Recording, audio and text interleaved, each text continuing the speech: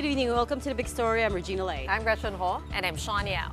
Tonight's Big Stories, Executive Secretary Lucas Bersamin says the government will always respond favorably to the Interpol, even if the administration stance on the ICC remains unchanged. Bersamin also clarifies President Bongbong Marcos is not in any way blocking the impeachment of Sara Duterte, even if the chief executive is of the opinion that ouster moves against the vice president is a waste of time. And China wants the Philippines to surface and then withdraw U.S. missile launchers in its keeping, saying the Typhoon system could provoke confrontation and an arms race.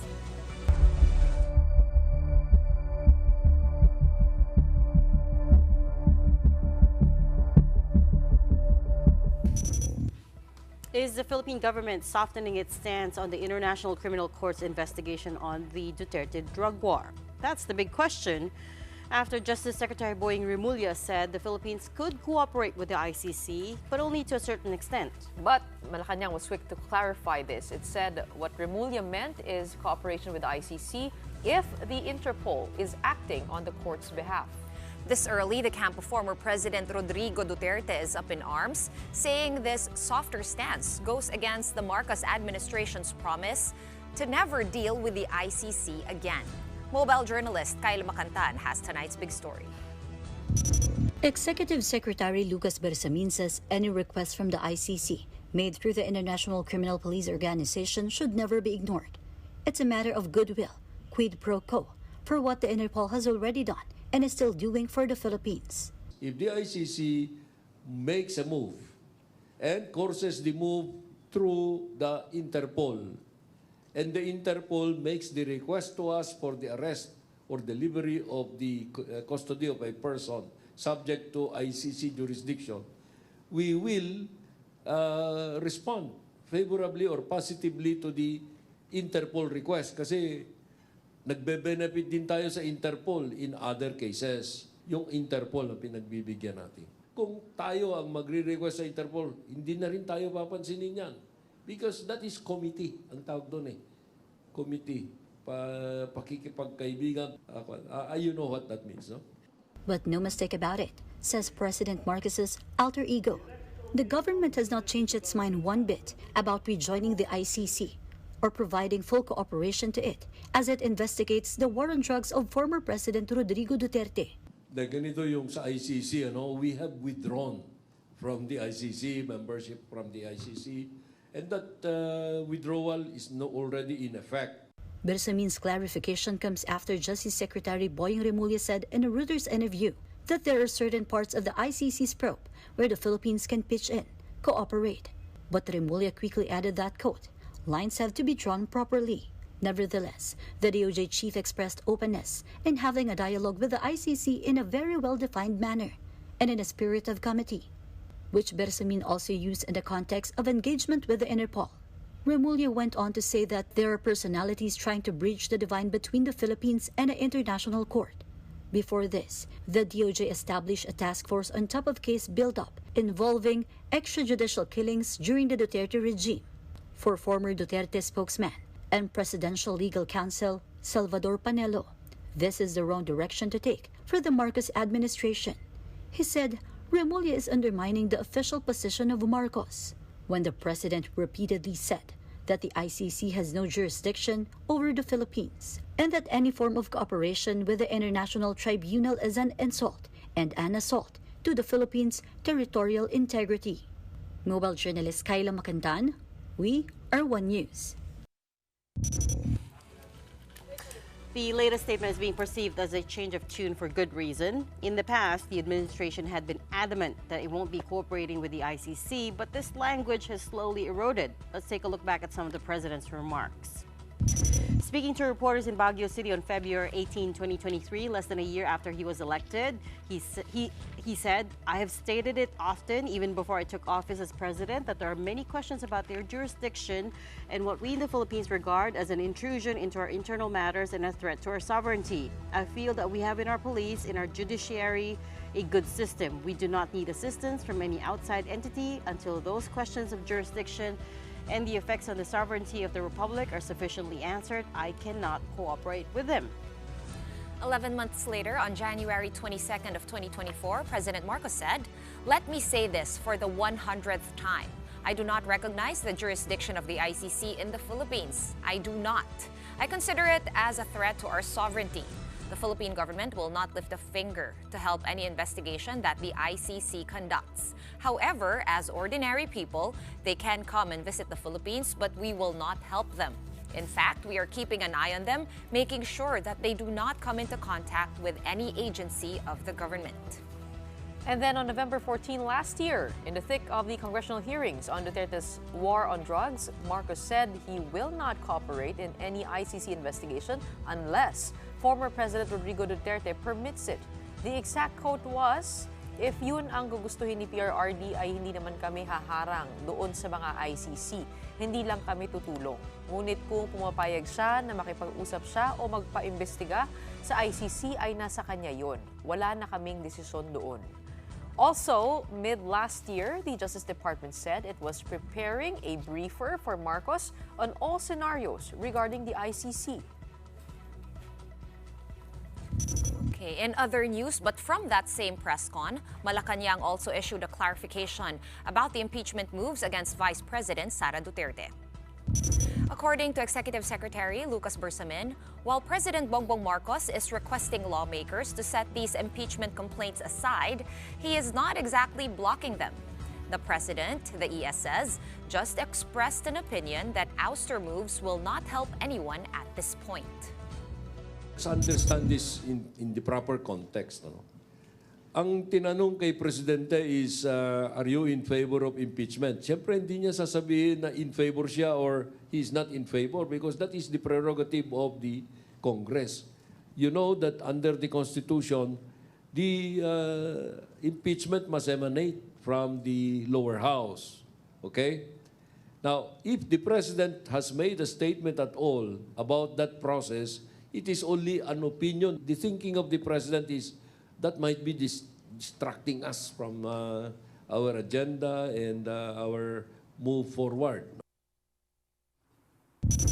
The palace issued this clarification after the Makabayan bloc accused PBBM of blocking the impeachment versus VP Sara. But Bersamin says the executive cannot coerce members of a co-equal branch of government. We cannot dictate on the lower house. It is a co-equal, it belongs to a co-equal branch of government. All we were saying, the President was saying to the lower house is, this is my position. But he is not blocking. If they decide to initiate, there is no way of preventing that. You remember, many years ago, Speaker Manny Villar, no? When he endorsed the impeachment complaint against President Erap, no one could have prevented him kasi diniretso niya yung impeachment complaint sa Senate. And immediately the Senate acted. That's all. We have autonomy, independence, and so on. We cannot dictate on the other branches of government. Well, we do know there's a lot of sides to the impeachment case. For one, timing. You can only file it once in a year, and also the upcoming elections. And also, kahit hindi nila sinabi explicitly that the president is blocking it, I mean, he kind of discouraged it, right? The idea of impeaching the vice president at this time. But I believe Congress should know that they are a co-equal branch, and a suggestion Of remains course. that. It's just a suggestion, so they can still go ahead and do what they want. In fact, everyone is questioning the move now that it's not being referred to the Justice Committee or to the Office of the Speaker. Matagal na, nade-delay ba? Yun ang tanong. Kasi we're still waiting for the fourth impeachment Supposedly, complaint. and a lot of lawmakers are now doubting the existence In of this theory, yes, they are a co-equal branch of government. But in practice, Reality. we do know sometimes they take the signals from Malacanang. You know, it's people don't move unless they have explicit approval, right? So I'm not saying that this is one of those cases. I'm saying what the president says about this does matter a lot. So when we say that it feels like there's a bit of a change of tune, like for instance, he goes from saying, no, an impeachment is not a good idea, to we're not going to block it, that's a change of wording that's Correct, significant, correct. right? Because all politics is about signaling. So, okay, what are we trying to, that's why we're trying to read between the lines. For the same reason that we were trying to read between the lines with the Yes, ICC. Bersamin and the ICC. Because we have done interviews on it for all of last year and a little bit of the previous year. And in that whole time, all the officials are telling us, no, no, no, they do not have jurisdiction. We will not lift a finger to Reg, help them. I do- And suddenly it's like may qualifiers, like, we'll allow it if Duterte imp- permits it. And then right? the Interpol thing. Parang yun yung pinaka... Backdoor. Yeah. Doon nag-change Yes, yung tune eh. yes. When I remember Secretary Boying Remulla, Justice Secretary Remulla said na, you know, if it's the Interpol who courses the arrest warrant Then through what can we us, do? We can't do anything. Yeah. And the Yun president yung parang himself whoosh. saying, hindi nila haharangan. Hindi nila haharangan Yeah. itong ICC. No? Right. But what's interesting to me is what Justice Remulla said. Sabi niya, we are already exploring the limits of non-membership to the ICC and the crimes committed prior to the withdrawal. So they are recognizing that May before we jurisdiction withdrew, before may we withdrew. jurisdiction, Yeah. because we were part of the Rome Statute, right? Yes. And Until that 2019. this case in the ICC is legitimate. So it's very interesting. A Which huge is- change of tone. Which is also a departure from what Duterte had insisted. When Duterte withdrew the Philippines from the ICC, he had insisted, no, that's the end of it. They absolutely had no jurisdiction over what happened in the past, although of course legally they do. But the previous administration was insisting, no, they can't do anything now. But you know, since those times, Reg, to be fair, I think we made it pretty clear, not just us here, but everybody in the media, pundits, they've made it clear that everything until the withdrawal in 2019 still It's it fair still game. count. Yeah, Right. it's fair game. Well, another thing that Justice Remulla said, that he was admitting shortcomings in our own justice system and that we want to do justice for everyone. I mean, that's already, already a testament as to why this investigation is merited, because we can't do the investigations here with ourselves, with the justice system that existing we system. have, and also the perpetrators involved, Right. which could possibly be law enforcement. Right, but if we talk about like what happened in Congress yesterday and the other day, that they're talking about forming a commission just to investigate or reinvestigate, you know, these crimes against humanity case. and EJ case Yeah. in general, you know, that could also change the game. What if all of a sudden that committee is formed, that task force is formed, and they are able to reinvestigate? Then that will again throw into question, like, kailangan pa ba natin ng ICC if we're now reinvestigating Right. it? The principle of complementarity. Right. Right.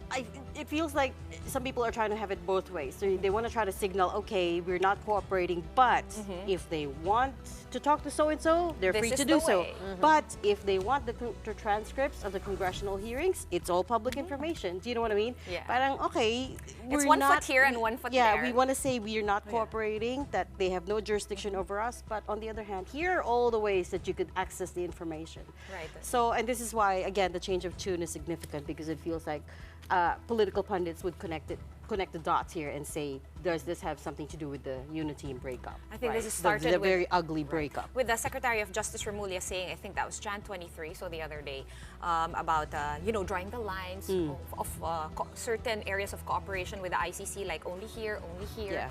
And that sounds very specific.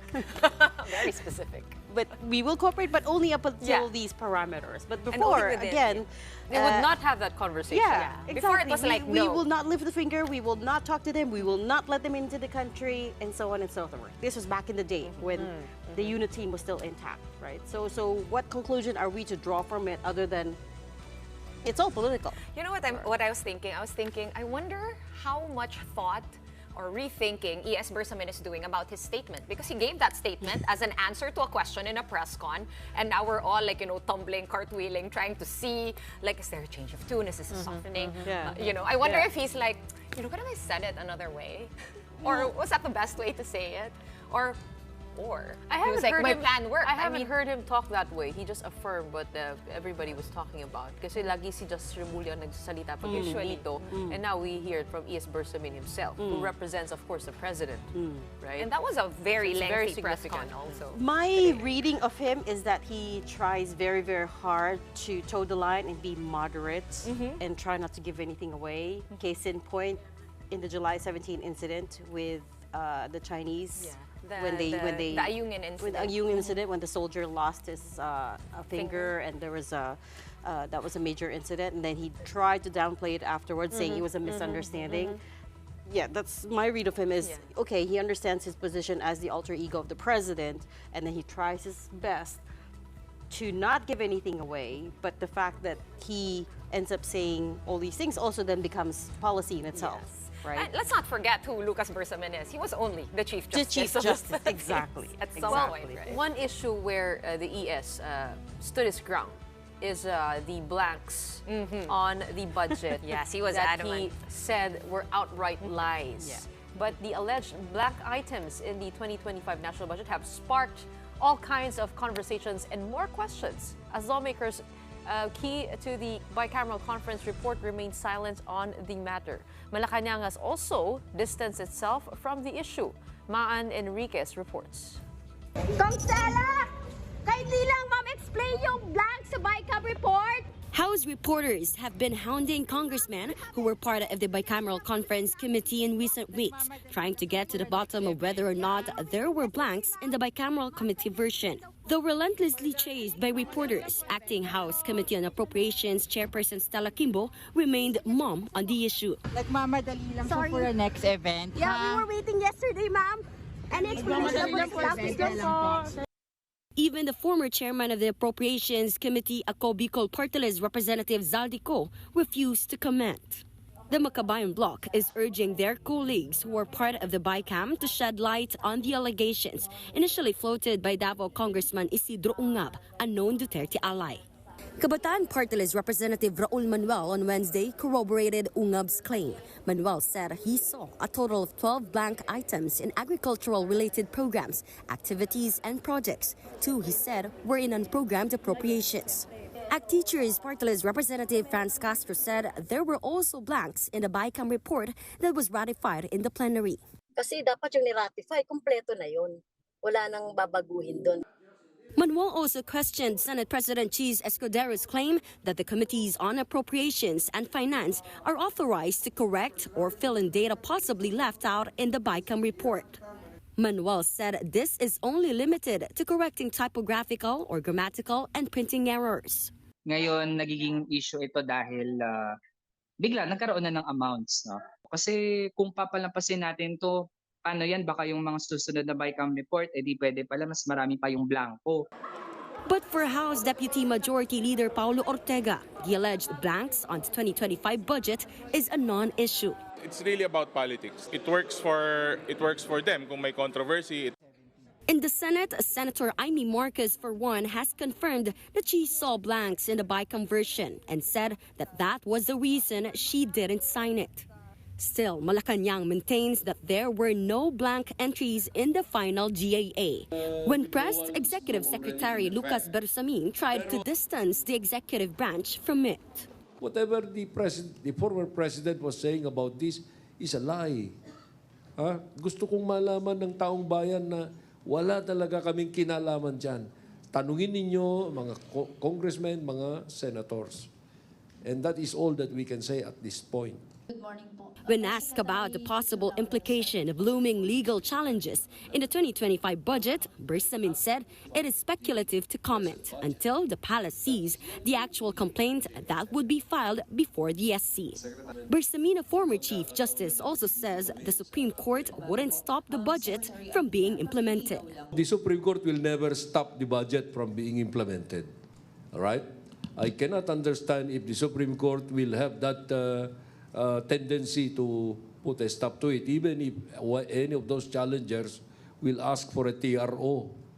Because the government must function, must be run. For News 5, I'm Marian Enriquez. We are One News. Agriculture Secretary Francisco Tiu Laurel flagged suspected smuggling, profiteering, and mislabeling issues during an inspection to Cartimar Market in Pasay today. Tiu Laurel said he observed vegetable packaging that did not conform with the DA's labeling requirements, and some of the labels were in Chinese. He also said there were products that he doesn't recall giving clearance for, such as tiger chilies, Chinese ube or Chinese yam, onion sticks, and broccolis that were huge, among others. Tio Laurel says they will look into the source of these vegetables. As for rice, the DA observed general compliance with the maximum suggested retail price, though there was one that they found that mislabeled rice and sold it as fancy for 100 pesos a kilo, even though it wasn't. Tio Laurel says they will roll out labeling rules soon. May mislabeling ako nakikita or nagmi-mislead ng buyers, no? Yung dating may brand, ngayon wala nang brand pero nilagay naman fancy. Hindi naman siya fancy. Tapos mataas ang presyo. So that will be addressed soon. Lalabas na yung ating labeling rules. We circle back to our top story. The government's perceived softer stance with the ICC, and we'll be speaking with ICC Assistant to Counsel Attorney Cristina Conti right up next. Keep it here on The Big Story.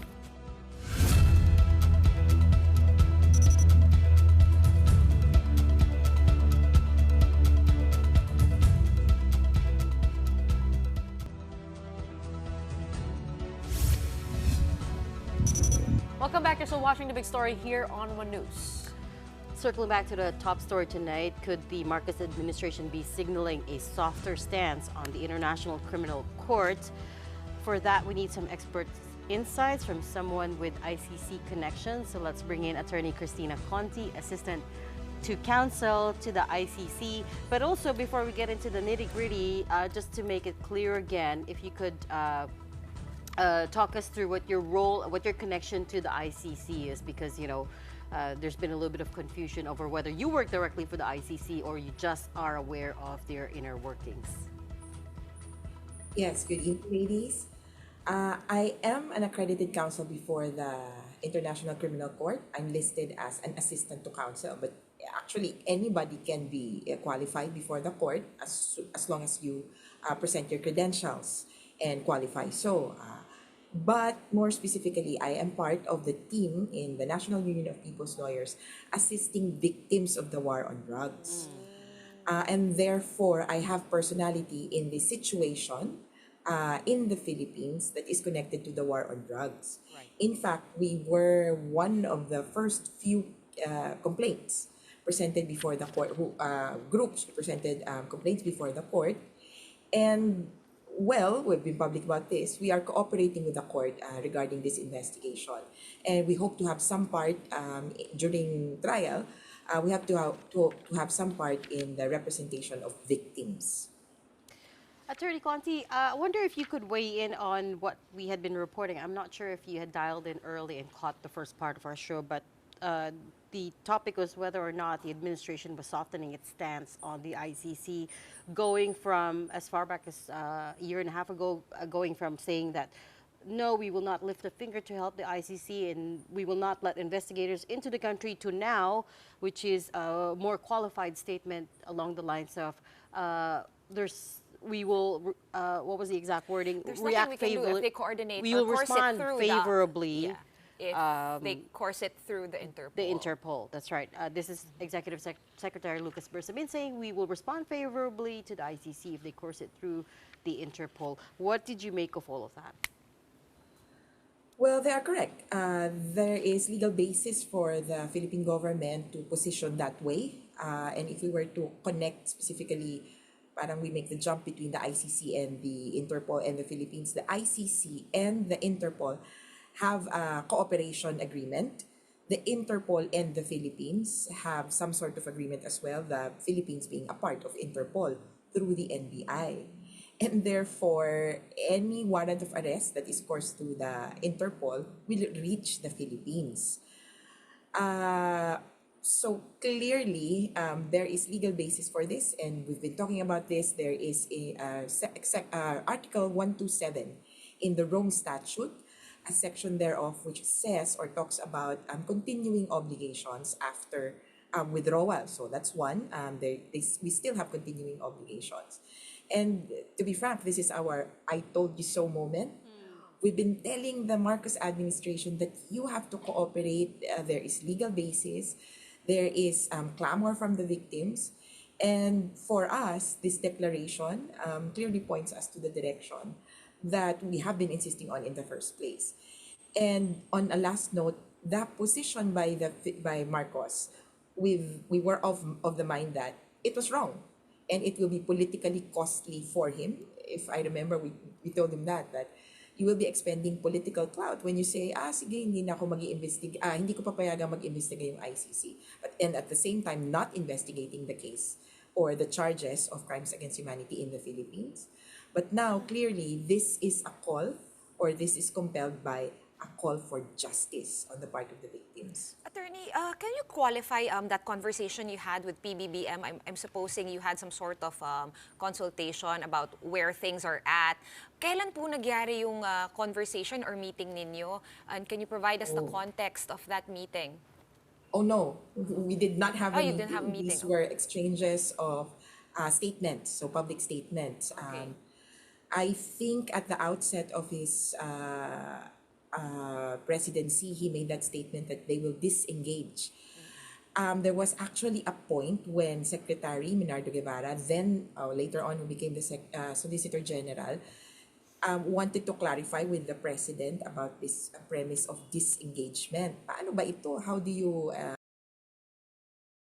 that point, the Philippines was in the middle of an appeal to the ICC regarding their request for deferment of the investigation. Because of these exchanges, parang tansyahan, as you mentioned earlier in your discussion, tansyahan, timplahan kung anong mangyayari. And now we're seeing the signals in the public statements. There are some efforts behind the scenes, sabihin na natin, where there have been some sort of, not really consultation, but running through some points like, what do you think of this? What do you think of that? But I cannot say that we have been directly in touch. Attorney, would you have updates as to the state of the case?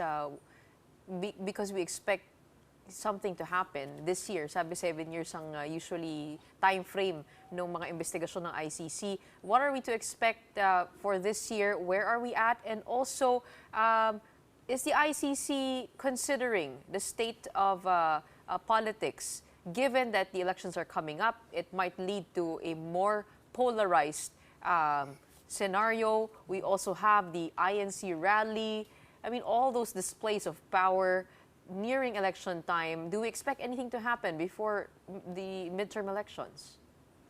Well, the ICC isn't time-bound specifically by domestic schedules. So I don't think that they are looking at adjusting kumbaga, their timelines according to our electoral schedules.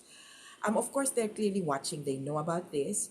And they might be weighing this in the context of, this is a factor, interests of justice. Would it be in the greater interest of justice to proceed with an investigation or to do something about it? But what I can say is that as regards the investigation on its own per se, we're moving forward. We talked about this at one of your previous episodes, the opening of the witness appeals. So correct. This is a platform, a microsite on the ICC website where they're calling for witnesses to come forward. Later on, and then on the whole, there have been developments as regards issuance of warrants of arrest. We thought that warrants of arrest would have been issued in the Philippine situation by December. What happened was the Palestinian situation. So issuance of warrants of arrest against Netanyahu et al. Just yesterday, in the Afghanistan situation, we saw the prosecutor request for warrants of arrest in their situation. So things are moving forward in the ICC, and hopefully we're up next. I want to get your thoughts, speaking of investigation, on the Congress's conjecture to reopen the investigations on the war on drugs, on EJ case in particular, because you represent the victims of the drug war. One concern is their safety, bearing their accounts in the sessions, and also kung anong kahahantungan no. It's a very public hearing. Everybody might make a show out of it. What are your thoughts on that? And what are the families saying when it comes to those investigations being reopened? We've heard mixed reactions from the victims regarding a reinvestigation of particular cases. I was there at the Quadcom when Congressman Abante floated this possibility. Father Noel Gatchalian had also floated the concept of a truth commission. But in a truth commission, it's just, it's more of catharsis. But with a reinvestigation, I put forward before the committee or before the Quadcom, that concept of security concerns. Not everybody would be happy to move forward and say and repeat whatever they have told the authorities before. And also, in some of these cases, remember that there is a category of killings called of unknown perpetrators. We call this usually the vigilante killings. And even if they come forward today, I mean, it's unlikely that they could identify the persons involved. So for them, wala na, parang suko na. Ano ngayon kung mag-come forward pa kami, may mangyayari ba? So there is a lot of doubt on a large part of the victims. But then on the other hand, as a rule, I think we could support the reinvestigation of these cases as just a recognition na hindi nyo naman inimbestigahan in the first place. But I did say before the committee that perhaps we could give leeway or some portion or some pasintabi para dun sa mga victims na ayaw mag-participate. So, intindihin na lang yung sitwasyon nila. But on the whole, the concept of reinvestigating with the recognition or acknowledgement that you did not investigate or investigated poorly in the first place, that would be welcome. Pero yun nga, attorney, kasi the other aspect or angle, no, or view on that so-called formation of the Truth Commission to reinvestigate, and we were chatting about this earlier, how it would play into, di ba kasi we call on the ICC because it is perceived na our justice system is not doing its job or insufficient siya or wala tayong sistema dito at hindi effective. That's why kailangan mag-step in ng ICC. Now, if we start reinvestigating it, could this be perceived? Napaka-simplistic nito, attorney, so bear with me. Pero parang, since gumagana na, ni-reinvestigate na nila, so kailangan, parang pwede na ba, baka makita ng mga ibang tao, pwede na ba itong rason kung bakit no dapat na mag-step back yung ICC sa kanilang investigasyon? Well, not immediately. So I agree may ganung immediate or knee-jerk reaction na, ayan naman pala, gumagana, may nangyayari. But then again, we look at what the ICC does. It focuses on the most responsible. And when there is an investigation, I see mostly that the cases that will be looked into will be individual cases of killings. At ang masasangkot dyan, mga CPO1, PO2, SPO1. So it's the actual people on the ground who might be at risk of this investigation. But what is contemplated by the ICC as something that mirrors its own would be a massive looking into crimes against humanity. It depends on the parameters of this investigation if those who are quote-unquote most responsible will be covered. Kung aabot sa mastermind yung investigation, then maybe the ICC will step back. Pero kung hindi naman, hindi rin. And also, I would like to remind many, although I realize hindi nga nila masyadong sinusundan yung ICC. Sa ICC, uso yung merong kaso sa ICC, tapos merong kaso sa domestic. Sa domestic, we can clearly do this. There could be domestic prosecutions of small fry, quote-unquote, and then the prosecution of big fry or the big fish would be with the ICC. This is also in consideration of political tensions. If you sue or if you prosecute the big fish in your country, it might cause a lot of trouble or tensions. And so you could leave it up to the ICC. You can maybe go after the small fry, yung mga kernel, etc., kung kakayanin. And that will tell us, that will show us how domestic prosecution and international prosecutions can work in tandem.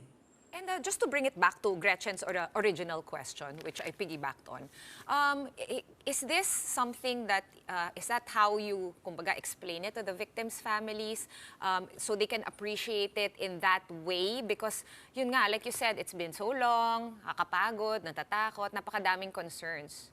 So may chance pa ba na kumbaga mag-iba yung the way they view these parallel investigations if it comes to pass? Yes, actually. All for many, so imagine the victims, who will they sue or who do they hold responsible? For almost all of these victims, they say, well, I hold Duterte responsible. My kin, my husband, my son died because he ordered it.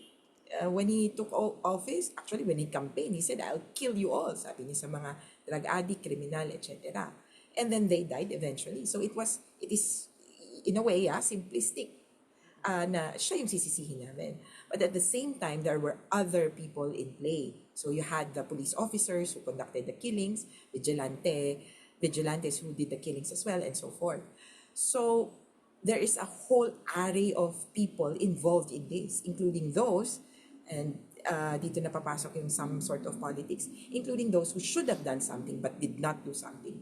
And I'm even looking at the Department of Justice, prosecutors, who should have prosecuted these cases as early as 2016, but did not. And so with this whole array of people, there are a lot of prosecutions that you could pursue. For many, they say that dun kami sa kayang mag-prosecute ng mastermind because that is where it will be most effective. Kung maparusahan yung mastermind, okay na kami, okay lang kahit hindi yung mismong pumatay. But on the other hand, you have a group of people saying, well, I would also like to see the persons who pulled the trigger go to court. And yung interplay nun could be solved with both domestic prosecutions and international prosecution.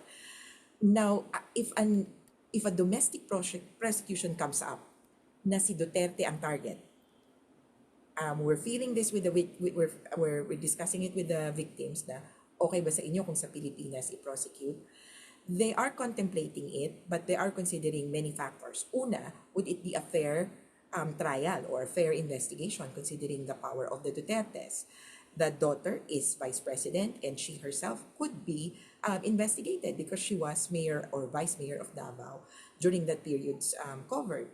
Second, would the possible involvement of a senator complicate things? Sitting senator, actually 2 sitting senators. Third, is there capacity on the part of our prosecutors and the courts na mag-prosecute ng crimes against humanity, yung pangmalakihan na? Kasi bago to first time yata na magkakaroon ng ganito kalaki. And lastly, it was promised. So last year, it was promised. For us, it was parang ito na, paano na? Parang we thought we would have to decide. But it's already January and no charges have been put forward. So for now, we really put our hopes up or pin our hopes on the ICC investigation. Speaking of the local cases, the small ones, how difficult has it been to get evidence on that? I mean, we are talking about law enforcement here, and of course, they're experts with collecting evidence. And it has been many years since those crimes happened, if they are proven to be true. How hard, how difficult has it been to produce that evidence? Ako, I think Dr. Raquel Fortuna, our forensic pathologist, will disagree with you when you said na they are experts at collecting evidence. On the contrary, they are experts at not collecting evidence. Baliktad nga pala. Baliktad at na-cover up. To put it in numbers, we saw about 200 cases. We documented, we reviewed, vetted cases, 200 killings incidents. We only proceeded and we were only able to go to court with 1 case. And One confident case ba kayo? where we successfully got a conviction. Okay. We were out of the 200, we were able to build up only 6. And of the 6, only 1 went to court. Buti na lang successful kami. So, it's going through, it's like finding a needle in a haystack, yung evidence. Kasi, as you mentioned, it's been 8 years, 8, or in some cases, 6 years. One thing that has been obvious is that the documents are with the police who would be the potential or the perpetrators in these cases. And if they choose not to produce these documents, wala. We've heard that with the CHR, being blocked from getting PNP documents. Second, this is very particular, but this is very crucial. So remember, we're talking about shootings, and to establish who killed who, there is a test called the ballistics examination. So it matches the bullet, kung may marirecover ka sa body, na kung sabihin na natin, mahanap mo yun. So it matches the bullet to the gun that fired the bullet. But it requires that as soon as possible after the shooting, you confiscate the gun and do the ballistics examination. You confiscate the gun and get the shell, and then you do the ballistics examination of the 7,640 cases of nanlaban. 7,640 as admitted by the PNP. Nanlaban lang to, official police operations, may namatay na 7,000. I don't know of any ballistics examination that has been presented by the PNP. And kaya at one of the hearings nga na-raise, where are all these 7,000 at least na guns or makeshift guns that were used in the nanlaban killings? Kasi ang sabi nyo, binaril kayo ng una nung mga patay. At yung baril na yan, kinokompiska. As to that, actually, the UN Office of the High Commissioner made a report in June 2020 or 2021. And they noticed that there were 5 incidents of repeating serial numbers of these guns na ginamit di umano nung nanlaban. So this would be a very important portion of that reinvestigation. The lack of physical evidence has long been a problem. But let's shift gears before we ask your final question, Attorney. You went a little bit viral recently for, for figuring in an exchange of words with former legal counsel Salvador Panelo. Actually, we have that soundbite, and with your indulgence, if I could just play that very quickly for our viewers. Sure. Pero sir, may 6,000. 6,000 yung recorded in connection with the performance of the duties of the police. Kaya nga sinasabi namin ever since, i-demanda nyo. Sige sir, see you in the ICC. Sorry, natatawa. We were laughing after yung see you at the ICC kasi what happened after that?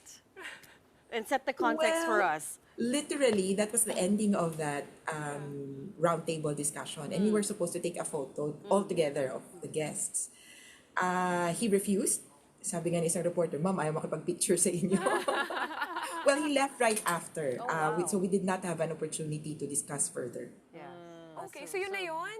He didn't want to Yun na talk yun. more. Sabi ko nga, anti-climactic naman to. Nabitin kami, attorney.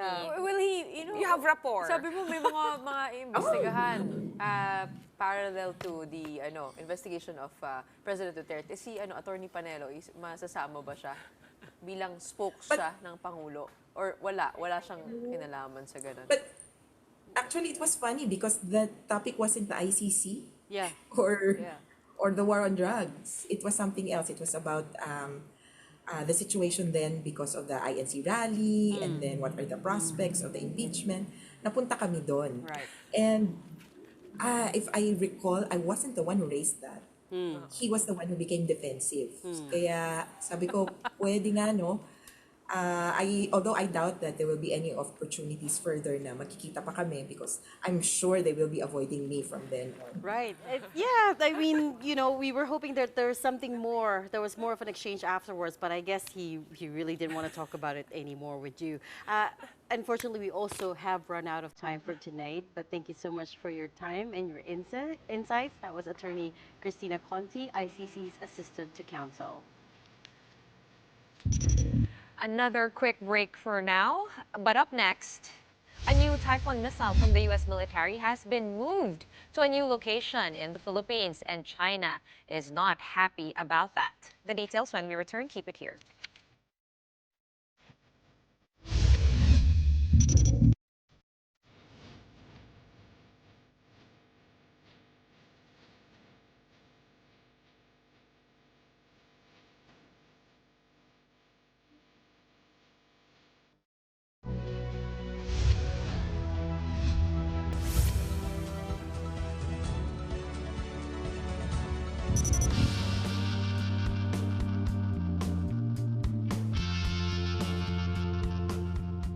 Today marks the second day of the Asian Tour Philippine Open 2025. Let's see how things are looking up for some of the golfers as they hit the fairways.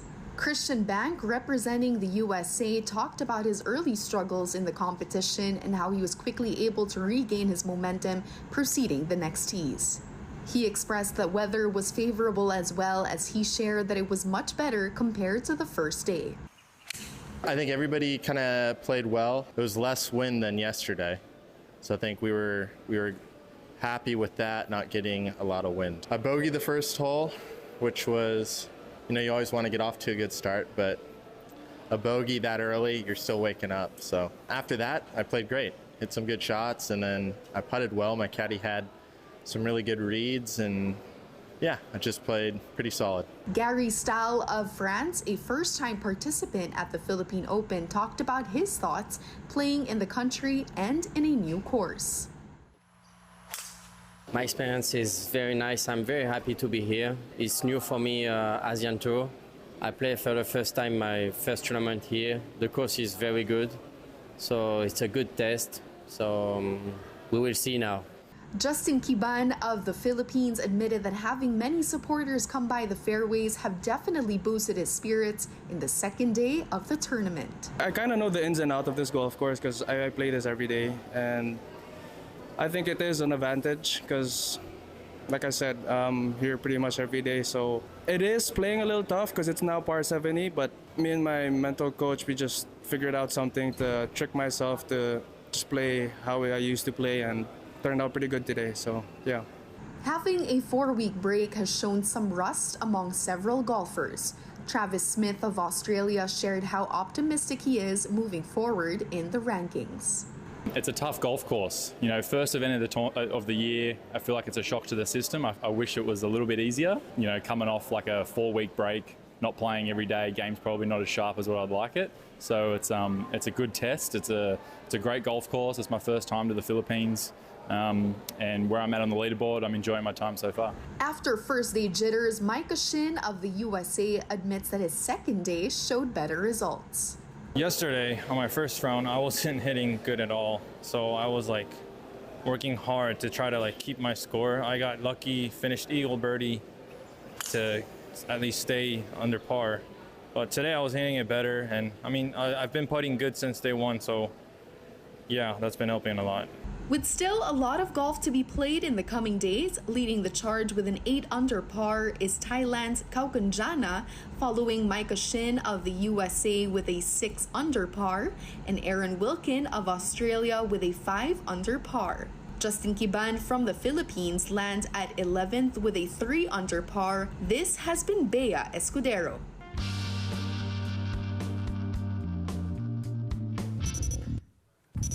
You're back on the big story here on One News. U.S. District Judge John Conner has temporarily blocked President Donald Trump's executive order denying automatic birthright citizenship. He called the EO code blatantly unconstitutional. The order, signed on Trump's first day back in office, was challenged by 24 Democratic-led states and cities. First heard was the multi-state federal lawsuit filed by Washington's Attorney General Nick Brown. Brown also represents Arizona, Oregon, and Illinois, which all invoked the 14th Amendment. With the federal court's TRO, the Trump administration cannot enforce its EO in the next 14 days. Another hearing is scheduled for February 6, and only then will it be known if a long-term block will be imposed. No TRO means children born after February 19, so undocumented immigrants will be denied automatic birthright citizenship. The judge issued a temporary restraining order directing the United States government to take no further action in enforcing and implementing the unconstitutional and un-American executive order attempting to eliminate birthright citizenship in America. This is step one, but to hear the judge from the bench say that in his 40 years as a judge, he has never seen something so blatantly unconstitutional sets the tone for the seriousness of this effort. This is fairly simple. This has been expressly determined by the United States Supreme Court, and Congress and multiple executives have looked at it and agreed. And so I was not surprised to see Judge Kunauer sort of dismiss the absurdity of the order and the absurdity of the president's action. Well, we'll take one step at a time. But I see no reason why a court of appeals or even the United States Supreme Court would reach a different decision that was reached today. Back in Asia, China has called on the Philippines to withdraw the U.S. Typhoon missile system that is currently based here in the country. The Chinese Foreign Ministry was reacting to reports that the U.S. missile launchers initially stationed in Lawag had been moved to an undisclosed location. This is a move that the ministry says could provoke geopolitical confrontation and an arms race. It will escalate regional tensions and divisions, provoke geopolitical confrontation, and fuel an arms race. This is an extremely irresponsible choice for the security of both the Philippines and the people of Southeast Asia.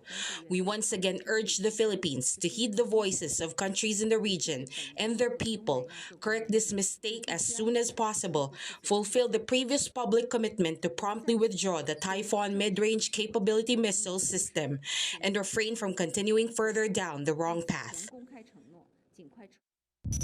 Meanwhile, the Department of Justice says it will sue China for alleged damage to the environment.